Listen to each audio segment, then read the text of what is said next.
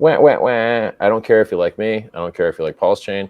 Whatever your ticker symbol is on this Ethereum, unless you've got an admin key to invalidate all the coins, it's getting traded on PulseChain. And so people would be able to trade faster, cheaper, with probably higher volatility because probably lower liquidity. And therefore, like, a lot of people are going to want that. I mean, that's what leverage is, right? Do you like leverage trading? Okay. Why? Because the prices move around more? Oh, cool. Well, that's what PulseChain is. PulseChain is basically like a giant leverage trade on Ethereum with the world's largest free airdrop, with the same code, with the same tickers. You're like, I can't wait. But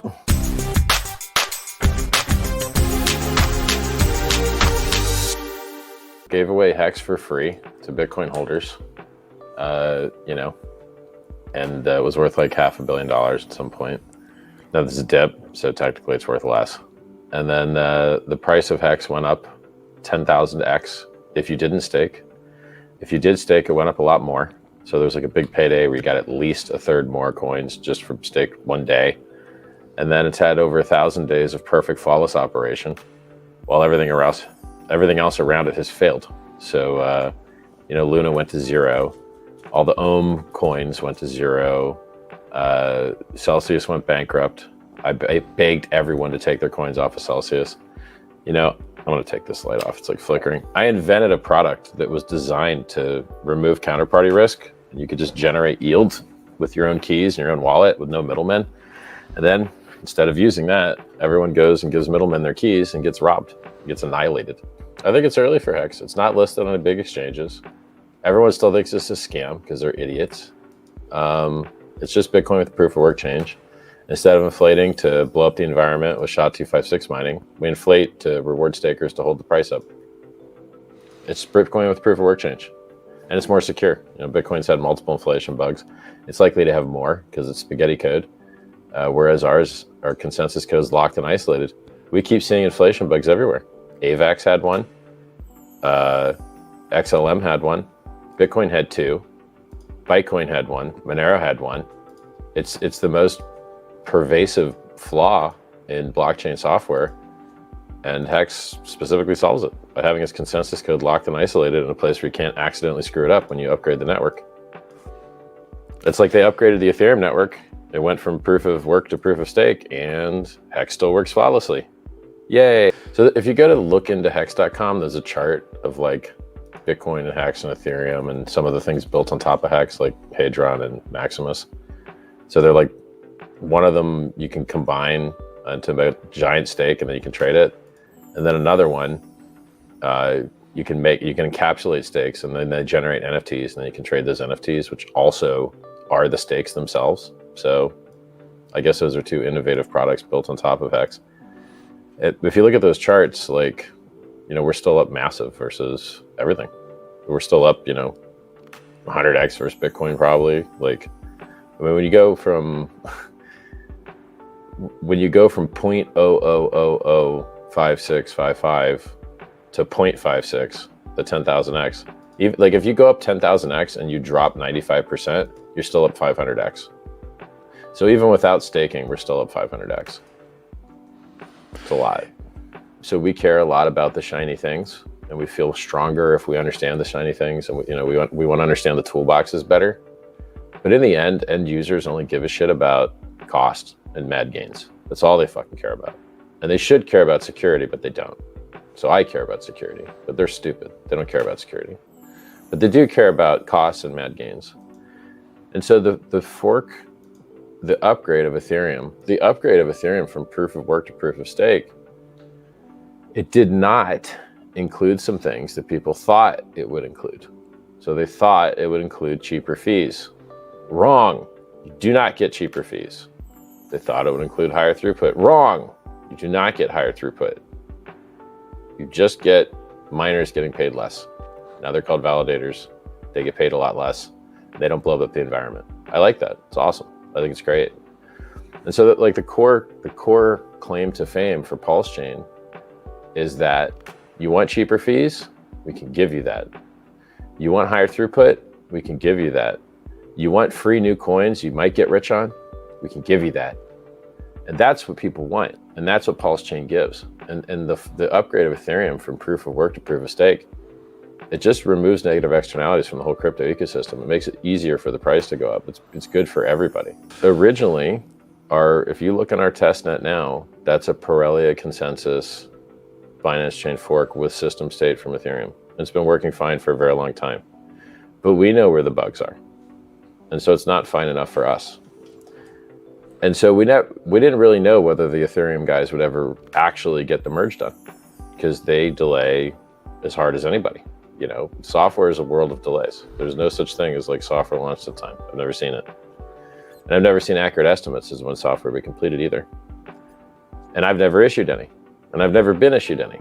So you couldn't rely on when the merge would actually happen. But once the merge actually did happen, then it made a lot of things useful and valid that were not valid and useful previously. So now you've got a lot of audits on the Ethereum merge staking consensus code stuff, much more so than you have on the Parelia stuff. And so it's a superior consensus, and it supports more validators. Now, because people are stupid and they don't care about their own security and don't care about holding their own keys, they give their keys to other people to like stake on their behalf, which is tragic. And so we changed our consensus network. So once the merge went through, it changed the game theory to us from let's like secure this consensus system that we have, which is the Parelia based one, which sucks, and switch it to the new ETH 2.0 one, which is better and got more audits. And when they upgrade Ethereum network, we get those upgrades, and we're going to massage up the gas a little bit, and it should be fine because we've got lower like load anyway.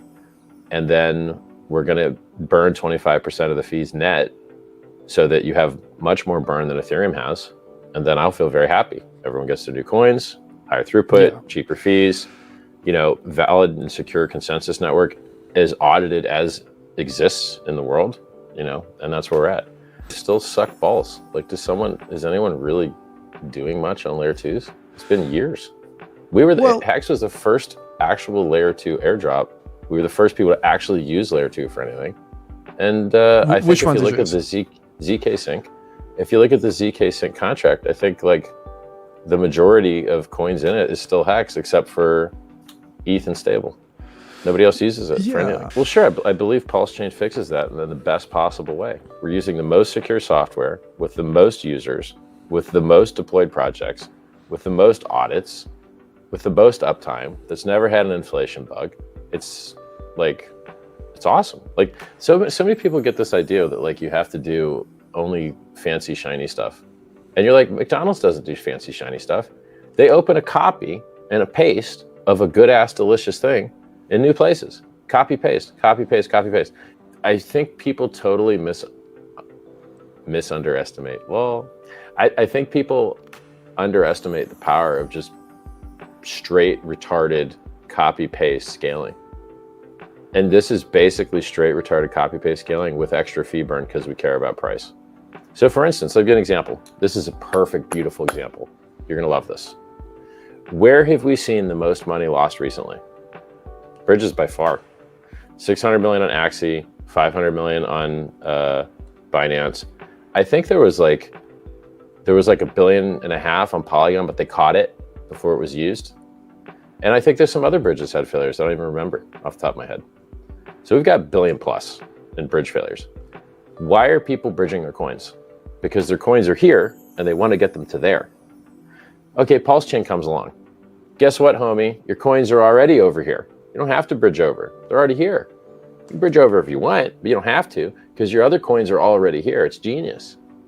You completely like, you don't ever have to bridge unless you like really want to. Well, the Bitcoin coin doesn't have any utility. It's just a rock that sits there and you hope the price goes up. But EVM coins, they have a lot more utility. There's on-chain trading, there's options, there's time deposits, there's all this other stuff you can do with them. And so a fork of an Ethereum chain instantly has more utility than a fork of a Bitcoin chain. Because you bring your dumb rock over and you're like, oh, this dumb rock has less liquidity. Bad dumb rock. So I invented Hex, I invented PulseChain, I invented Pulse Hex. Those things have ticker symbols. If you buy those ticker symbols, the prices go up. And then there's all these projects that launch on those things that I didn't invent. And if you buy those ticker symbols, well, the other ticker symbols don't go up. And it's just like Vitalik. So like Hex has on-ramped hundreds of thousands of users to the Ethereum network. Vitalik's never said a nice thing. Why? Because he's got big bags of ETH. He wants you to buy ETH. He owns ETH. He makes money. He dumps the top. He sold the top. He said $50 million worth to Coinbase and sold the top on your heads. And he's been selling for a long time, and so has the foundation. They dump on your head all the time. So they prefer the Ethereum price go up so they can dump on you. So like, they don't talk about other projects. They mostly talk about what they own that they will dump on you. If people launch projects on PulseChain, usually they're nowhere near as good as the ones that I've invented. Sometimes they get people wrecked. And yeah, go ahead and have fun or whatever, like laissez-faire and all that, but I don't promote other people's coins because they get people wrecked. They don't have as mad gains, and they don't like pump the price of things that I like. So like, yeah, I know, there's a whole chat room of coins being launched on PulseChain, and people are just sticking the name Pulse in stuff that has nothing to do with PulseChain, just because it tends to be successful. They just shove the word Pulse in anything. And then they launch on BSC, and you're like, what is this shit? What does this have to do with my projects? What is this crap? Well, guess what, guys? We got your ticker symbols, we got your trading, and we got bridges that give prices. So we don't care, like whether you want it to happen or not, your ticker symbol is getting traded on Pulse. Wah, wah, wah. I don't care if you like me. I don't care if you like PulseChain. Whatever your ticker symbol is on this Ethereum, unless you've got an admin key to invalidate all the coins, it's getting traded on PulseChain. And so people would be able to trade faster, cheaper, with probably higher volatility because probably lower liquidity. And therefore, like, a lot of people are going to want that. I mean, that's what leverage is, right? Do you like leverage trading? Okay. Why? Because the prices move around more? Oh, cool. Well, that's what PulseChain is. PulseChain is basically like a giant leverage trade on Ethereum with the world's largest free airdrop, with the same code, with the same tickers. You're like, I can't wait. And it's like, which one do you think will go up more? The one that's $1,500 or the one that's a lot less? And you're like, maybe the one that's a lot less. Because at some point, literally, what is the difference between PulseChain and Ethereum once they've got some users? We have more burn, and otherwise it's the exact same code.